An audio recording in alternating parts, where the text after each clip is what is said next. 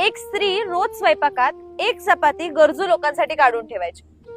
तिच्याकडे एका पायाने लंगडा असलेला माणूस रोज यायचा आणि ती चपाती घेऊन जायचा. पण तो तिला कधीच धन्यवाद नव्हता बोल.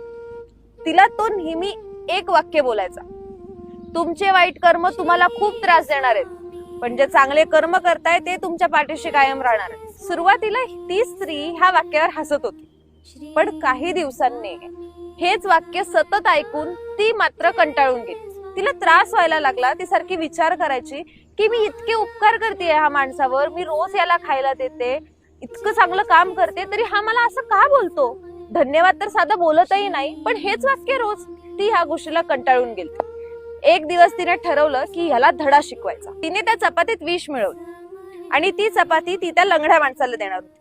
पण ज्या क्षणी तो माणूस आला आणि ती चपाती त्याला देणार होती, त्या क्षणी तिला आतून हाक आली, अगं तू हे काय करतेयस, तू किती मोठा पाप करतेय, तुला कळतंय का?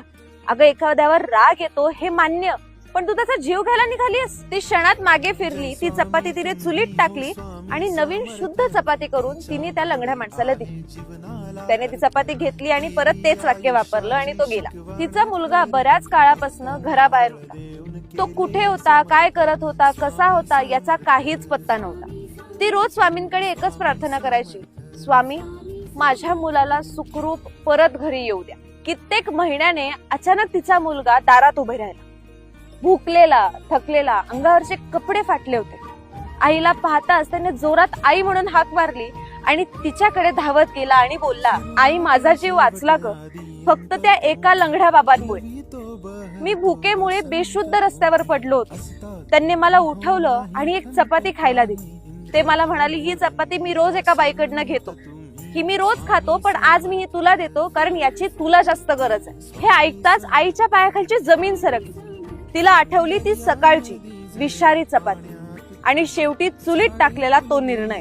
त्या क्षणी तिला कळलं, जे वाईट कर्म करतात त्यांच्याकडे ते परत येतात, पण आपण जे चांगले कर्म करतो ते कुठल्या ना कुठल्या रूपात कधीतरी आपल्याला वाचवतातच. म्हणूनच स्वामी सांगतात, तुमचे वाईट कर्म तुमच्या पाठीशी उभे राहतात आणि चांगले कर्म परत आपल्याकडे येतात.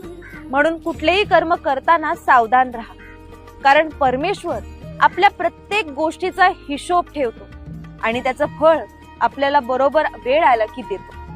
श्री स्वामी समर्थ. ही होती आजची गुरुवारची स्वामी प्रेरित कथा. भेटूया पुढच्या गुरुवारी. तोपर्यंत श्री स्वामी समर्थ. जय जय स्वामी समर्थ.